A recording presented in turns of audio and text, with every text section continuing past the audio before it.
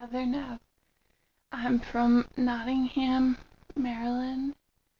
Um, this is just a quick bit to tell you about me. Um,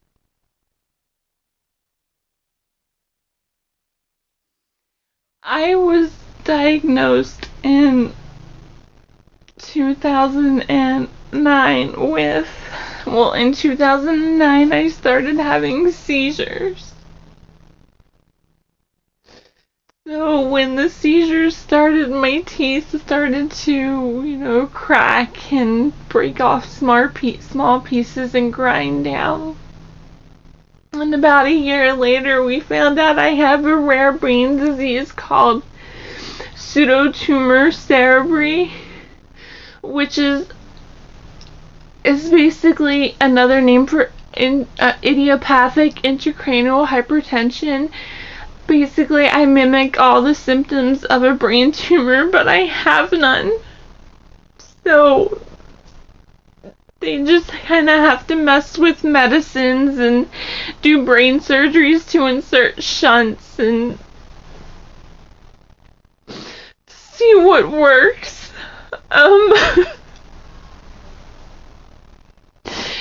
I spent so long just fighting to find the right doctor to treat that, and in, I believe it was November of 2010, I believe I had, and he sent me to his OR to have a shunt placed in my head. It's about up here. You can't really see it now. You can't see the scarring or anything now. That's the only good part.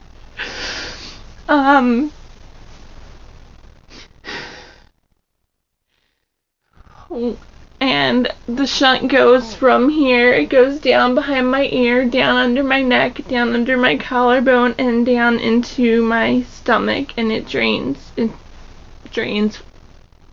hate to say it this way, but as I pee.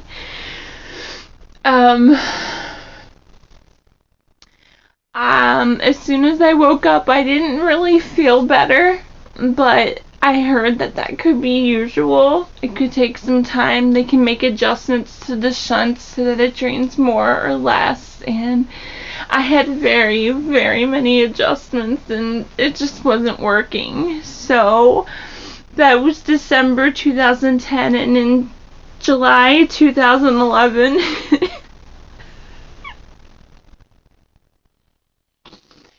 he went back in and did another surgery right up here in the same spot to switch out the shunt valves, because maybe that one was not the right one for me. It wouldn't make small enough adjustments, but I would let it go too long because I was down in Nashville for CMA Fest and I was not missing my CMA Fest. After this next one, I still wasn't feeling any better. Let me back you up to about January of 2011. After the first shunt was placed, I started to become sick and to vomit constantly. And this went on through and through and through, and nobody could figure out why. They took out my gallbladder thinking that may be why, which it wasn't, and that was a painful surgery that I didn't need. So then in December of 2011, my ER doctors, because I felt so terrible, I went to the ER again, referred me to Johns Hopkins, actually transferred me to Johns Hopkins Centers for CSF Disorders, which is technically what they consider what I have. They specialize in the disease that I have. So I met my new neurosurgeon there, and he told me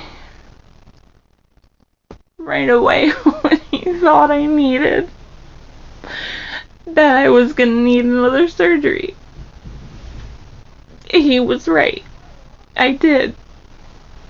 But for over a year and a half, I said to lay flat with my feet elevated, and I could not get up.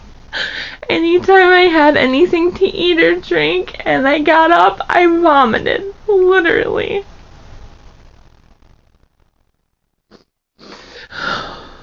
So I lived off of pain medication and nausea medication and just still vomited. The pain was like somebody pushing my eyes in and out at the same time because there was the fluid in my head. The ventricles in my brain and the middle of my brain had absolutely collapsed. So that was very painful, but the nausea was so much worse.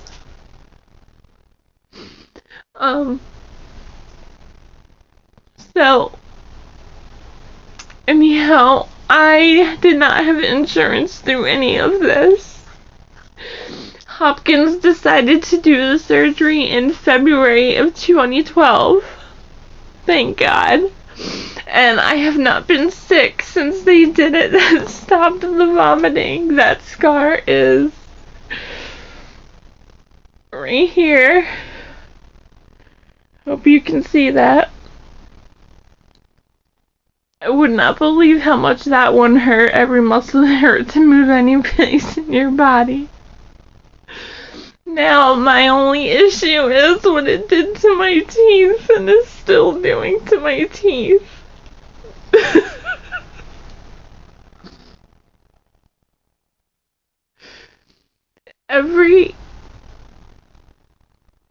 Oh God, how do I say this? Any chance of infection, okay, there is a chance of infection, period, okay? Being on any antibiotics can cause seizures. It has with me, and can also cause the fluid in my brain to rise again, which I cannot handle. Also, with the seizures, I have already had more teeth break off, and I love to smile, but you can see my teeth now.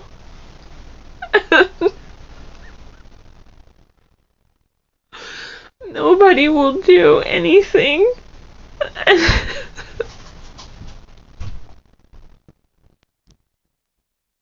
This is a cry for help.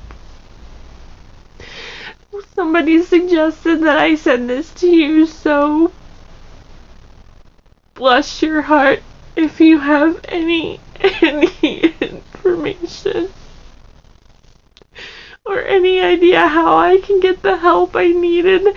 They need to pull all of my teeth while I am completely knocked out under general sedation or general anesthesia, and put the dentures right in after.